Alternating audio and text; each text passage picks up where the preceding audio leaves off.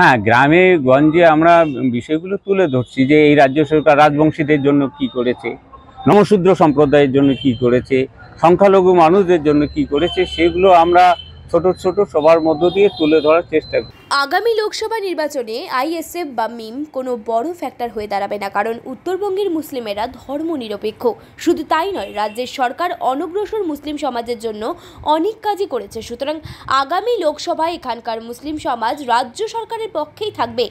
জলপাইগুড়ি মনীষী পঞ্চানন স্মারক সমিতি ভবনে করা উত্তরবঙ্গের অনগ্রসর মুসলিম সংগ্রাম সমিতির ২৭তম জেলা কমিটির বার্ষিক সভার পর সংবাদ মাধ্যমের প্রশ্নের উত্তরে এমনটাই জানানো হলো।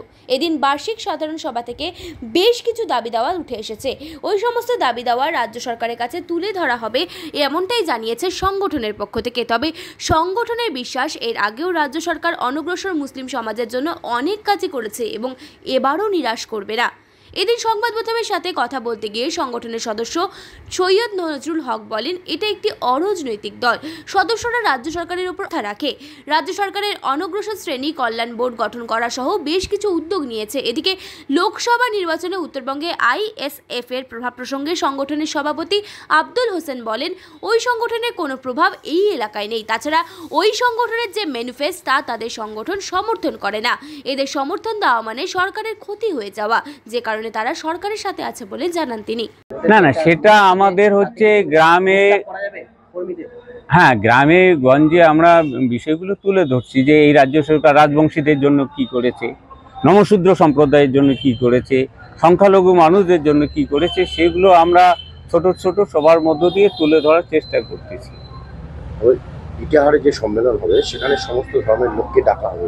হ্যাঁ, কেননা এই সংগঠনটার জন্মই তো একজন হিন্দু মানুষ দিয়েছেন, যুগল কিশোর রায়বীর। এখানে তো অন্য সম্প্রদায়ের মানুষ ডাকতে কোনো আপত্তি নেই, এবং এটা তো অস্বীকার করে লাভ নাই যে ডক্টর আনন্দ গোপাল ঘোষ আমাদের আইকন, ডক্টর দীপক কুমার রায় আমাদের আইকন, ডক্টর নিখিলেশ রায় আমাদের আইকন, জগদীশ আসোয়ার আইকন।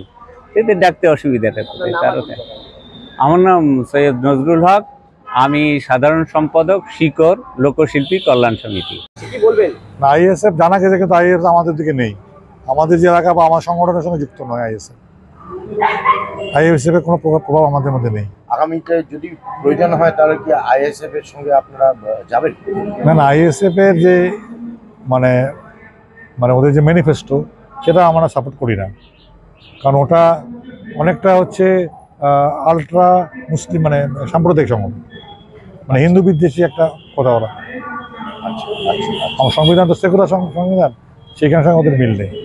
সেই বিষয়গুলোকে আপনাদের এই সম্মেলনে উঠে থাকবে? না, সম্মেলনে আমরা তো প্রতিবেদনে বা সম্মেলনে এগুলোও থাকবে? এই যে আপনি বললেন, না, আমরা তো আমাদের সাংগঠনিক মিটিং যখন করবো তখন আলোচনা করবো, ঘরোয়া মিটিংয়ে, সম্মেলনে আলোচনা করবো না। এগুলো সেগুলো কি মানুষের মধ্যে তুলে ধরবেন? এই যে আপনি যে বললেন, হ্যাঁ, এগুলো আমরা আলোচনা করি, আমাদের সাংগঠনিক ঘরোয়া মিটিংয়ে আমরা আলোচনা করি।